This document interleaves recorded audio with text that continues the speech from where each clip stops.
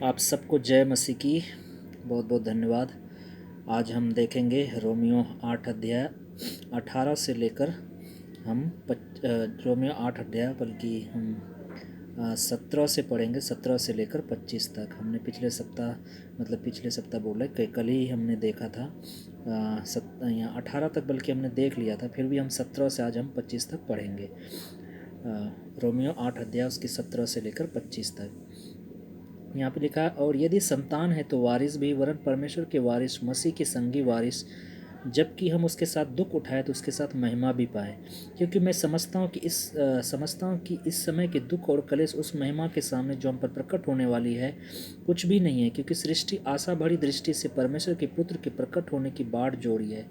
क्योंकि सृष्टि अपनी इच्छा से नहीं परंतु अधीन करने वाले की ओर से व्यर्थता के अधीन इस आशा से की गई है कि सृष्टि आप ही विनाश के दासा से छुटकारा पाकर परमेश्वर के संतानों की महिमा की स्वतंत्रता प्राप्त करेगी। क्योंकि हम जानते हैं कि सारी सृष्टि अब तक मिलकर कराहती और पीड़ाओं में पड़ी तड़पती है। केवल वही नहीं पर हम भी, जिनके पास आत्मा का पहला फल है, अपने आप में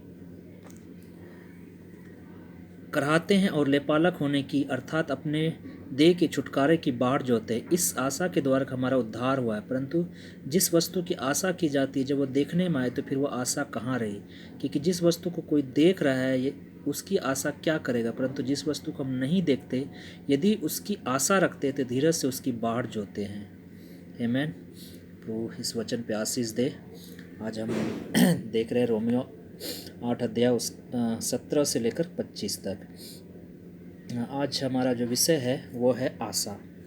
आशा से जीवित रहना। सच में आज संसार में बहुत सारे लोग हैं जो मसीह यीशु पर विश्वास नहीं करते हैं। उनके पास भले ही आशा न हो, लेकिन एक मसीह व्यक्ति के पास ज़रूर एक जीवित आशा है, जो खुद हमारा प्रभु यीशु मसीह है, जो महिमा का आशा है, जो हम में रहता है। हम सब जानते हैं कि आशा एक आशा एक ऐसी चीज़ है जो हमें जीवित रखती है। अगर हमारे पास आशा ना हो तो हम इस संसार में कहीं ना कहीं, बहुत सारे लोग अगर आशा उसको नहीं रहती तो वो कोई आत्महत्या कर लेता है, कोई गलत ऐसा कदम उठा लेता है कि हमेशा के लिए वो अपने परिवार को छोड़कर कहीं और चला जाता है। पता ही नहीं चलता वो कहाँ चला गया, क्योंकि उनके पास कोई आशा नहीं है। जैसा हम इफिसियों 2 अध्याय उसकी 12 आयत में हम पढ़ते हैं, परमेश्वर का वचन लिखता है, तुम लोग उस समय मसीह से अलग और इस्राएल की प्रजा के पद से अलग किए गए, प्रतिज्ञा के वाचा के भागी न थे और आशाहीन और जगत में ईश्वर रहित थे। कितनी गंभीर शब्द यहाँ पर पौलुस इस्तेमाल करता है इफिसियों 2 अध्याय उसकी 12 आयत में, कि हम आशाहीन और जगत में ईश्वर रहित थे। आशाहीन थे, हमारे पास कोई आशा नहीं थी। याद रहे कितनी भयानक शब्द यहाँ पे इस्तेमाल किया पौलुस ने। जीवन की फूट में आशा हमें क्या करती है, जब जीवन हमारा टूट जाता है, बिखर जाता है, तो आशा हमें चलाए रखती है। बीमार होने पर हम कह सकते, यदि हमें स्वस्थ होने की आशा हो तो हम कह सकते कि हम जल्द ही ठीक हो जाएंगे। अगर हम बीमार हैं लेकिन फिर भी हमें एक आशा है कि हम जल्दी ठीक हो जाएंगे, तो हम उस आशा के बदौलत हम जीवित रह सकते हैं। गरीबी आने पर हम जीवित रह सकते हैं यदि हमें सहायता मिलने की आशा हो। परंतु जब हमें कठिन परिस्थितियों में पाए जाते हैं और कोई आशा न हो तो लगता है कि हम हिम्मत हार जाएंगे, निराश हो जाएंगे। आशा जीवन में क्या लाता है, एक फ़र्क को लाता है। जब हम बीमार होते हैं, जैसे हमने अभी बताया कि हम बीमार होने पर हम कह सकते हैं, यदि हमें स्वस्थ होने की आशा हो तो हम जीवित बचेंगे, हमारी बीमारी जल्दी ठीक हो जाएगी। उसी तरह अगर हम गरीबी आ गई लेकिन हमें एक आशा, कोई हमें हमारी सहायता करेगा, कोई हमारी मदद करेगा, तो हम जीवित रहने की एक आशा हमें मिल सकता है उस गरीबी में भी। तो इसलिए आशा बहुत बड़ा एक फ़र्क लाता है हमारे जीवन में। हम यहाँ पे देखते हैं कि भले ही जो अविश्वासी लोग हैं, जो मसीह को नहीं जानते, उनके पास भले ही आशा ना हो, लेकिन एक विश्वासी व्यक्ति के पास एक आशा है। अगर उसकी धन संपत्ति छीन भी जाए तो उनके पास एक आशा है कि हमें स्वर्ग में एक धन मिलेगा। मत्ती 6 का अध्याय उसकी 20 का आयत के अनुसार प्रभु यीशु मसीह इस बात को बताता है कि अपना धन स्वर्ग में इकट्ठा करो, जहाँ कीड़ा नकाई बिगाड़ते हैं। तो हमें एक आशा है कि हमारा असली धन स्वर्ग में है। उसी तरह इस संसार में जब हम रहते हुए हमें हमारा शरीर बीमार पड़ जाता है, ऐसा लगता है कि हम मरने पर है, तो हमारे पास एक उम्मीद है, एक आशा है। हम उस देश का राह दे सकते हैं जहाँ ना मृत्यु है, ना पीड़ा है, ना शोक है, ना कोई विलाप है। हम उस देश की राह दे सकते हैं। उस बीमारी में भी भले ही हमारा बीमारी हमारे शरीर को ले लेगी, संसार को छोड़ चले जाएंगे, लेकिन हमारे पास एक आशा है कि हम उस देश में जाएंगे जहाँ पर कोई मृत्यु नहीं रहेगी, जहाँ कोई पीड़ा नहीं रहेगी, जहाँ कोई बीमारी नहीं रहेगी, जहाँ कोई दुख नहीं रहेगा, जहाँ कोई संकट नहीं रहेगा। तो आशा एक ऐसी चीज़ है जो हमें क्या रखता है, जीवित रखता है। मरने के बाद भी हमारे पास एक आशा है कि प्रभु हमें एक दिन आएगा और हम सब एक दिन देखते ही तुरही फूकते ही, अंतिम तुरही फूकते ही हम सब बदल जाएंगे, हम सब परमेश्वर के साथ हो लेंगे। तो हमारे पास क्या है, एक आशा है जो हमें जीवित रखती है। तो यहाँ पे वही चीज़ों को यहाँ पौलुस बताता है। हम पढ़ते हैं जब 17वीं आयत में, यदि संतान है तो वारिस भी, वरन परमेश्वर के वारिस और मसीह के संगी वारिस, जब हम उसके साथ दुख उठाएं तो उसके साथ महिमा भी पाएं। क्योंकि मैं समझता हूँ इस समय के दुख और कलेश उस महिमा के सामने जो हम पर प्रकट होने वाली कुछ भी नहीं है। यहाँ पौलुस के दुखों को आप स्मरण करें कि उसने क्या दुख सहा है। उसे कई बार कोड़े मारे गए, कई बार ऐसा हुआ कि उसे मार कर अधमरा करके फेंक दिया गया कि वो मर चुका है, और कितने दिनों तक वो नाव में, आप जानते हैं 40 दिन 40 रात वो भूखा रहा, बिना कपड़े के रहा और भटकता रहा। इतना सब कुछ उसने कहा, उसे पथराव किया गया, उसे कोड़े मारे गए। उनके दुखों को आप स्मरण करें, लेकिन वो क्या बोलता है, ये सब दुख जो मैंने सहा है या आपने सहा है, उस महिमा के सामने जो हम पर प्रकट होने वाली कुछ भी नहीं है। जो महिमा क्या है, जब यीशु मसीह अपनी महिमा में प्रकट होगा, जब हम उसे देखेंगे, उस महिमा के सामने ये दुख कुछ भी नहीं है। चाहे वो दुख आपका 10 लाख गुना हो, चाहे 1000 गुना हो, उस महिमा से आप तुलना नहीं कर सकते हैं। उस महिमा के सामने जब हमारा यीशु प्रकट होगा, ये दुख जो हम शरीर में उठा रहे हैं, झेल रहे हैं, कुछ भी नहीं है। बहुत सारे लोग बोलते हैं कि मसीह मानने के बाद हमें दुख नहीं होगा। नहीं, ऐसा नहीं है। वो वचन साफ शब्दों में बताता है, खुद प्रभु यीशु मसीह ने बोला, जितने अगर उस यूहन्ना में लिखता है, अगर उसने मुझे सताया तो तुम्हें भी सताएंगे। पहला तिमुथियुस में पौलुस लिखता है कि जितने लोग मसीह यीशु में भक्ति के साथ जीवन बिताना चाहते हुए सब सताए जाएंगे। आज न कल अगर आप मसीह के लिए जीना चाहते हैं, अगर जिएंगे तो आप सताए जाएंगे। तो यहाँ पे हम साफ शब्दों में देखते हैं कि दुख हमारे जीवन का एक अंग है जो हमें एक उस महिमा को देखने के लिए ललायित करता है। और हमारे पास एक आशा है, जिस प्रकार हमारा मसीह दुख उठाकर महिमा को देखा है, उसी तरह हम भी मसीह के समान दुख उठाकर उस महिमा को प्राप्त करेंगे, उस मसीह को हम देखेंगे। आगे लिखता है, क्योंकि सारी सृष्टि आशा बड़ी दृष्टि से परमेश्वर के पुत्र की प्रकट होने की बाट जोड़ी है। क्योंकि सृष्टि अपनी इच्छा से नहीं, पर अधीन करने वाले की ओर से व्यर्थता के अधीन इस आशा से की गई कि सृष्टि भी आप ही विनाश के दासर से छुटकारा पाकर परमेश्वर के संतानों की महिमा की स्वतंत्रता प्राप्त करेगी। क्योंकि हम जानते हैं कि सृष्टि भी अब तक मिलकर कराहती और पीड़ाओं में तड़पती है। केवल वही नहीं, पर हम भी, जिनके पास आत्मा का पहला फल है, आप ही कराहते और पीड़ाओं में कराहते और लेपालक होने की, अर्थात अपने देह के छुटकारे की बाट जोते हैं। इस आशा के द्वारा हमारा उद्धार हुआ। परंतु जिस वस्तु का आशा की जाती है, जब वो देखने में आए, फिर वो आशा कहाँ रही। क्योंकि जिस वस्तु को देख रहा है उसकी आशा क्या करेगा, परंतु जिस वस्तु को हम नहीं देखते, यदि उसकी आशा रखते हैं तो धीरज से उसकी बाट जोते हैं। तो यहाँ पे पौलुस क्या बोलता है कि न केवल हम सब उसकी बाट जोड़े, उसकी आशा देख रहे हैं, बल्कि सृष्टि भी आशा बड़ी दृष्टि से परमेश्वर के पुत्र के कराने की बाट जोड़ी है। तो यहाँ पे हम देख सकते हैं कि संसार में हर एक लोग जो परमेश्वर विश्वास रखते हैं, वो भले ही कभी तूफानों का सामना कर रहे हैं, कभी भूकंप का सामना कर रहे हैं, कभी कुछ किसी का घर बार ख़त्म हो जा रहा है, कभी किसी का कुछ हो जा रहा है, कभी कुछ हो जा रहा है, वो सब भी करहा रहे हैं, तड़प रहे हैं। किसके लिए? परमेश्वर के पुत्र के प्रकट होने की बाट जो रहे हैं, उसकी आशा देख रहे हैं। तो यहाँ पौलुस इस बात को समझा रहा है कि आशा यानी बाट जोना मतलब क्या है। आशा क्या है? यदि हम किसी वस्तु को देखते हैं तो उसकी हम आशा क्या करें, ऑलरेडी वो हमारे पास है। यानी आशा क्या है?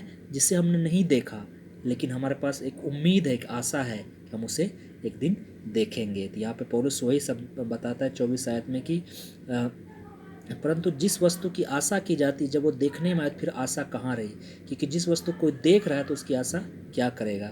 परंतु जिस वस्तु को हम नहीं देखते यदि उसकी आशा रखते तो धीरज से उसकी बाट जोते। याद रखें कि हम जिस वस्तु को हम नहीं देखते यदि हम धीरज से उसकी बाट जोते हैं तो उसकी आशा रखते हैं तो धीरज से उसकी बाट जोते हैं। तो उसी तरह हम याद रखें कि जब कोई व्यक्ति एक कल्पना करें कि आपको कोई व्यक्ति आपसे मिलने आ रहा है ट्रेन से, आपने उसे कभी नहीं देखा है लेकिन आपको पता चला कि वो बहुत बड़ा व्यक्ति है और जो आपसे स्पेशली आपसे मिलने आ रहा है, तो सोचो आप किस तरह उनकी बाट जो होगी, कब वो ट्रेन आएगा, कब वो ट्रेन आएगा, कब उतरेगा, कैसा होगा वो देखने में। तो आप उसको क्या धीरज से देखते हैं कि यार ये कब आएगा, कब आएगा, कब आएगा। उसी तरह हम क्या करते हैं, यीशु मसीह की हम बाट जोड़े हैं कि वो एक दिन वापस आएगा और हम उसे देखेंगे। पौलुस बताता है इस समय भले ही हमें धुंधला सा दिखाई देता है लेकिन एक दिन आएगा जब हम उसे आमने सामने देखेंगे। इसलिए हम याद रखें ये सृष्टि भी संसार भी हमारे साथ करहा रही है, तड़प रही है, पीड़ाओं में तड़प रही है और उसके पुत्र के प्रकट होने की बाट जो रही है। तो हम सब कहीं ना कहीं इस संसार में दुख और तकलीफ को झेल रहे हैं, समस्या को झेल रहे हैं, जैसे संसारिक लोग झेलते हैं उसी तरह हम भी झेल रहे हैं। हमारे ऊपर भी भूकंप आते हैं, हमारे ऊपर भी बाढ़ आते हैं, हम भी उसका सामना करते हैं। ये सब हम सामना करते हैं लेकिन हमारे पास क्या है, एक आशा है। भले ही ये बाढ़ हमारा घर उजाड़ लेगा लेकिन हमारे पास एक आशा है, एक उम्मीद है। परमेश्वर ने हमारे लिए स्वर्ग में घर तैयार करके रखा है। भले ही संसार में हमारे परिवार हमारे खुद के लोग संसार को छोड़कर चले जाते हैं, बिछड़ जाते हैं, लेकिन हमारे पास एक उम्मीद है, आशा है। अगर हमारे परिवार ने उद्धार पाया है, विश्वास पाया है, तो हम स्वर्ग में उससे मिलेंगे। हमारे पास एक आशा है, एक उम्मीद है कि सब दिन ऐसा नहीं रहेगा हमारे से, एक दिन हमारा जीवन बदलेगा। एक कहानी है, एक लड़का था जो जब वो पैदा हुआ तो उसको एक बीमारी आ गई कि वो अजीब सा व्यवहार करता था। कहीं जब कहीं किसी के बीच में चला गया, कोई फेस्टिवल हो, कोई पार्टी हो, कहीं चला गया, वो अजीब सा व्यवहार करने लगता था। वो बीमारी ऐसा ही होता है, किसी अजीब टाइप का वो पागलों जैसा हरकत करने लगता था। तो एक दिन वो उसके मम्मी पापा, उसकी बहन और उस बच्चे को, जो उसका बेटा था जिसको बीमारी हुआ था, उसको एक पार्टी में ले गया। वहाँ पार्टी में अजीब सा व्यवहार करने लगा, पागलों जैसे हरकत करने लगा। तो उसकी माँ बाप को इतनी शर्मिंदगी हुई कि वहाँ से तुरंत उसे उस पार्टी से निकलना पड़ा। तो उसकी छोटी बेटी बोलती कि भैया हमेशा ऐसे ही रहेंगे मम्मी, ये कभी ठीक नहीं होंगे। तो उसकी मम्मी रोने लगी और कोई जवाब नहीं दे पाई, क्या मैं क्या बोलूँ उसको। तो वो जब वो घर आती तो अपने पति को ये बात बताती कि बेटी ऐसे ऐसे बोल रही थी कि क्या मेरा भाई कभी ठीक नहीं होगा। तो उसके पिता ने जवाब दिया, अगली बार जब तुम्हें बेटी पूछे कि मेरा भाई कभी हमेशा ऐसा ही रहेगा, कभी ठीक नहीं होगा, तो उसको बोलना नहीं, हमेशा ऐसा नहीं रहेगा। एक दिन प्रभु हमारा वापस आएगा और हमारे इस भाई को एक परमेश्वर एक नया शरीर देगा। उस शरीर में कोई दुख नहीं होगा, कोई पीड़ा नहीं होगा, कोई गलतियां नहीं होगी, कोई त्रुटियां नहीं होगी। वो सिद्ध दे परमेश्वर हमें इस तुम्हारे भाई को देगा। तो कितनी अद्भुत बात है। भले उसे हम जो प्रभु पर विश्वास करते हैं, हमारे पास भले ही आज हमारे शरीर में बहुत सारी कमियां हैं, बीमारियां हैं, दुख है, तकलीफ है, परेशानी है, समस्या है, पैसों की कमी है, तंगी है, लेकिन परमेश्वर सब दिन ऐसा नहीं रहेगा। एक दिन हमारा प्रभु आएगा, हमारे जीवन को बदलेगा। हमारे पास एक आशा है, उम्मीद है, एक दिन हम सब बदल जाएंगे, हमारा सब कुछ बदल जाएगा, हम सब नए हो जाएंगे और हम प्रभु के साथ हमेशा राज करेंगे। कितनी अद्भुत आशा है, उम्मीद है जो हमारे पास परमेश्वर ने हमें दी है। अगर हमारे पास उम्मीद नहीं है, हमारे पास आशा नहीं है, तो शायद हम मसीह नहीं हैं। तो इसलिए हम याद रखें, सच में हमारे पास एक निश्चित आशा है, एक दृढ़ आशा है, एक पक्की आशा है जो परमेश्वर ने हमें दी है। हम एक वचन पढ़कर मैं यहाँ पे समाप्त करना चाहता हूँ। कुलस्सियों 1 अध्याय उसकी 7 आयत जब हम पढ़ते हैं, यहाँ पे लिखा है, मसीह जो महिमा की आशा है जो तुम में रहता है। क्या है? मसीह जो महिमा की आशा है तुम में रहता है। प्रभु यीशु मसीह खुद एक आशा है हमारे लिए जो हम में रहता है। आपको क्या चीज़ की आशा है? कोई आपसे प्रेम नहीं करता है, वो प्रेम की आशा खुद प्रभु यीशु मसीह है जो आपसे प्रेम करता है। हर वो चीज़ की आशा आप किससे करें? उम्मीद किससे करें? परमेश्वर से करें, क्योंकि वो आपकी महिमा का आशा है। यहाँ पे लिखा है कि महिमा जो मसीह जो महिमा की आशा है तुम में रहता है। क्या मसीह आप में है और आप मसीह में है? यदि नहीं है तो आज ही प्रार्थना करें और प्रेम पूर्वक उसकी आज्ञा को माने और उसके साथ एक हो जाए। इसलिए हम याद रखें कि जब हम निराश होते हैं, जब हम कष्ट में होते हैं, जब हमारे पास कोई आशा नहीं है, तो याद रखें मसीह हमारी सबसे पहली आशा है। वही हमारी सच्ची आशा है। इब्रानियों के अध्याय में आशा को एक लंगर के समान बताया गया है कि आशा एक लंगर के समान है।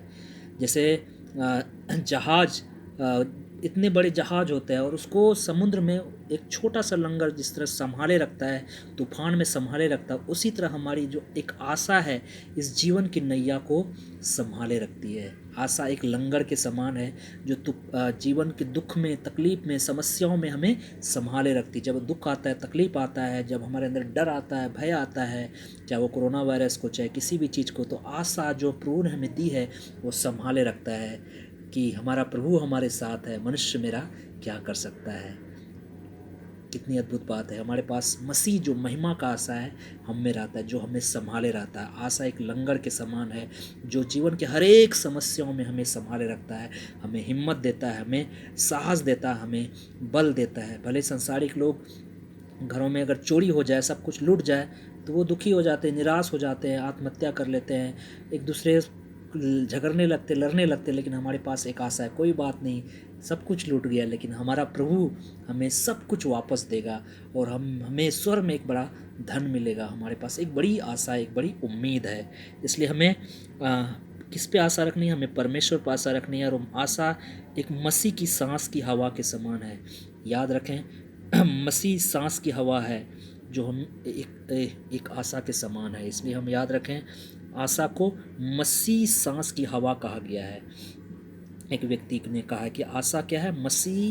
मसीही सांस की हवा है। इसलिए हम याद रखें मसीह जो महिमा की आशा है हम में रहता है। वो आशा जिस तरह मसीह, क्या लिखा है? मसीह सांस की हवा, सांस की हवा। जिस तरह आप हवा के बिना, सांस के बिना जीवित नहीं रह सकते, उसी तरह आप मसीह के बिना जीवित नहीं रह सकते। इसलिए याद रखें कि सच में प्रभु यीशु मसीह हमारी सच्ची आशा है जो हमें जीवन की संघर्ष में, जीवन के इस दुखों में, तकलीफ़ों में हमें संभाले रखता है। बहुत बहुत धन्यवाद इस वचन को सुनने के लिए। आशा करता हूँ कि सच में परमेश्वर पे आप आशा रखेंगे, भरोसा रखेंगे, विश्वास रखेंगे। परमेश्वर आपके जीवन को संभालेगा। परमेश्वर सच में आपके जीवन को सुधारेगा। और सच्ची आशा अगर कोई और है तो वो सिर्फ मसीह है जो हमें हर एक समस्या, हर एक दुखों में, हर एक तकलीफ़ों में संभाले रखता है। वो हमें जीवन के हर एक परेशानियों में हमें संभालता है, हमें ढांढस देता है, हमें हिम्मत देता है। सच में हम मसीह महिमा की आशा हम में रहता है। बहुत बहुत धन्यवाद इस वचन को सुनने के लिए। परमेश्वर हम सबको आशीष दे। आप सबको जय मसीह की। आमीन।